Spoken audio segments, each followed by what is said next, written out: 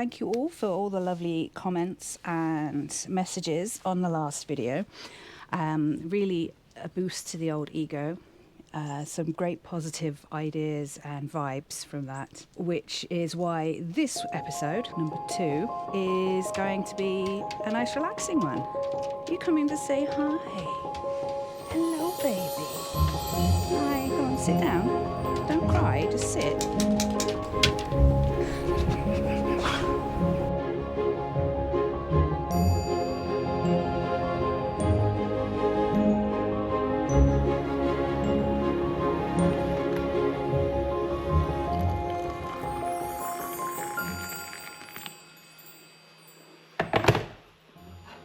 I had to put it up onto the table because Pleco kept on wanting to investigate.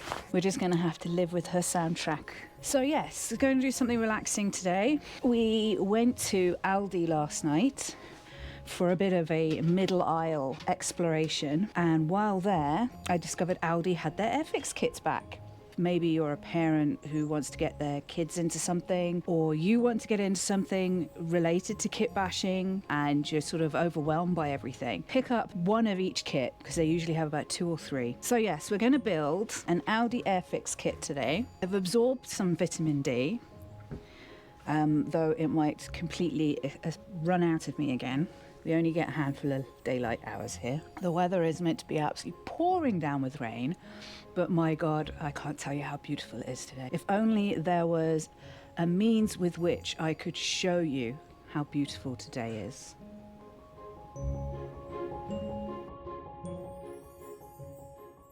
So we are going to do an Airfix kit. It is one of those. I'm just going to call it a duck. It is from Operation Overlord, Arromanches, June 1944. We're going to make it per instructions. We are not going to kit bash this. So this set is for 8 years and above. Do as I say, don't do as I do. Put this away, don't put it down. I'm putting it down. I don't know how good these paints are. Will we use them or will I colour match them? I don't know. It's a bag within a bag.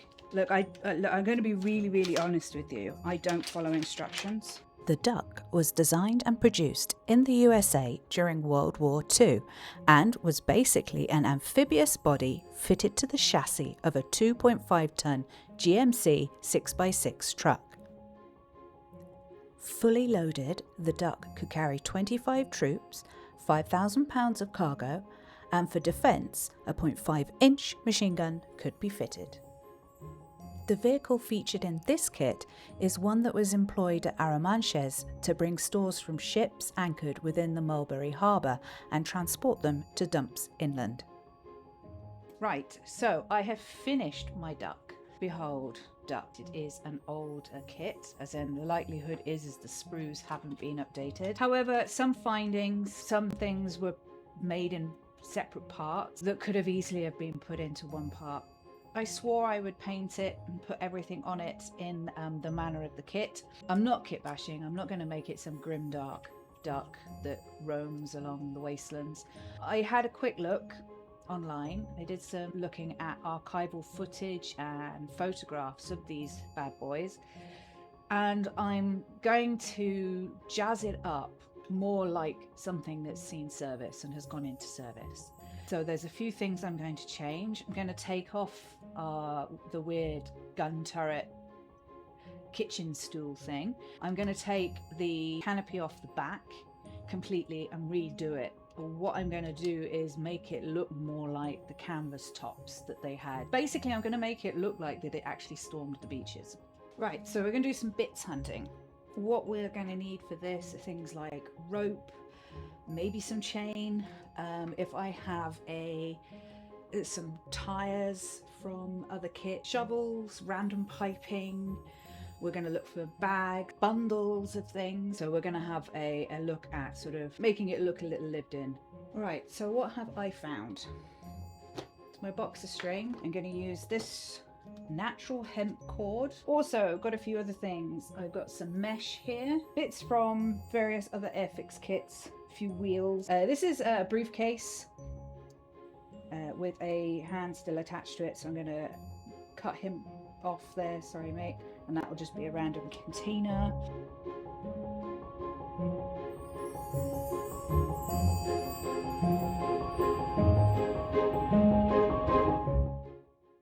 I used some scraps of grey Sculpey. It's a firmer polymer clay which allows for sculpting without deforming the clay too much before baking. No particular reason I used it here other than I wanted to use up this little bag of scrap. I didn't end up making too much, just some of the canvas bags that go along the hull and one little rolled up bundle that I could affix to the bonnet. It's finished. Sort of. Hello from day whatever it is. Also, hello from the tail end of Storm Bram, or as I've been calling him, Bram Soaker. I hope anyone who's been in the path of our friend Bram has been all right.